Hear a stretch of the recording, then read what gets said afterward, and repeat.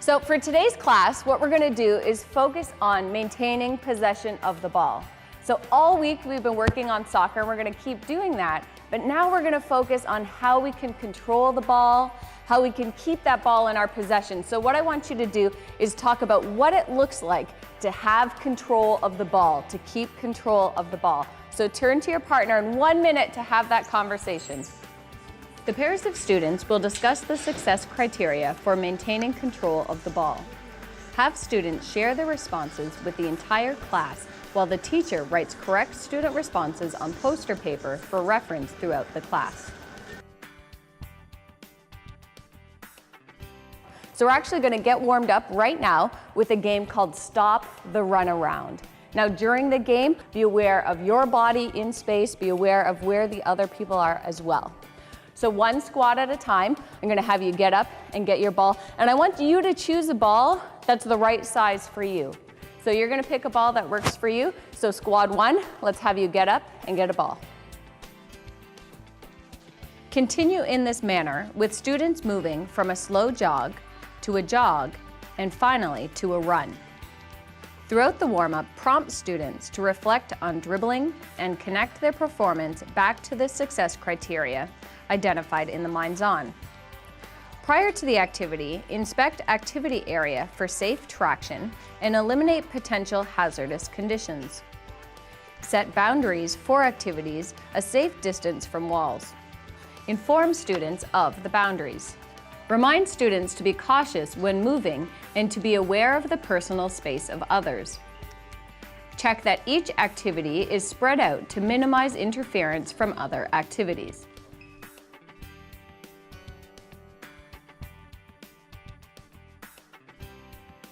We're going to continue working on our dribbling skills. So what I want you to do is in your own space, stand up and trap the ball.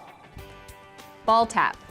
Students touch the top of the ball, then the ground continuously 10 times with each foot, exchanging feet quickly with each tap. Dribble and pull back. Students push the ball forward with a touch pass. Stop the ball while still in front and pull it back. Repeat 5 times with each foot. Touch, pull back, and pass back up. Students touch the top of the ball, pull it backwards, then stop the ball and pass it back up to the starting position. Repeat 5 times with each foot. Stationary control. Students are stationary, dribbling the ball back and forth from their left foot to their right. Moving with control. Students cradle the ball while moving forwards and backwards.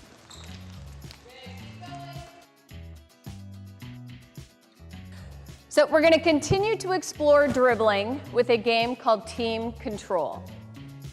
In their squads, students set up 2 lines with 2 players in each line facing each other about 5 to 10 meters apart. The first student in the line dribbles the ball toward the opposite line, passes the ball to the first person in the line, and then runs to the end of that line. The student receiving the ball stops the ball and dribbles towards the opposite line, then passes the ball and goes to the end of that line. The sequence continues for the duration of the drill. Be sure to remind students of the success criteria throughout the task. Now we'll play Manage the Square. Students form groups of 4, and each group establishes a square with 4 pylons. Each group has 2 balls. All 4 students line up at one of the pylons. The first student dribbles the ball forward and stops at the first pylon. They fake a kick, change direction, and dribble to the next pylon. There they stop, fake a kick, change direction, and dribble to the third pylon. This continues through all 4 corners of the square. After the first student has passed 2 pylons, the next student begins. Students play mini half-field games with 3 nets, pylons set 1 meter apart. To score, students must dribble the ball through a net under control. Either team can score on any of the nets. On a turnover, interception, time violation, or pass out of bounds, the defending team takes possession of the ball and they must complete at least 2 passes before the team can score. We'll now cool down with Follow Me. Each student gets their own soccer ball. Students partner up with one partner as the leader. The leader dribbles the soccer ball around the activity area. The partner follows the leader at a close but safe distance until the teacher calls switch. When switch is called, the partners reverse positions and the new leader dribbles the soccer ball around the activity area with their partner following. After each switch, students reduce the speed from a run to a jog to a slow jog to a walk until the teacher calls out stop. On the teacher's prompt, partners take turns leading each other in a series of stretches that focus on lower body, holding each stretch for 15 seconds.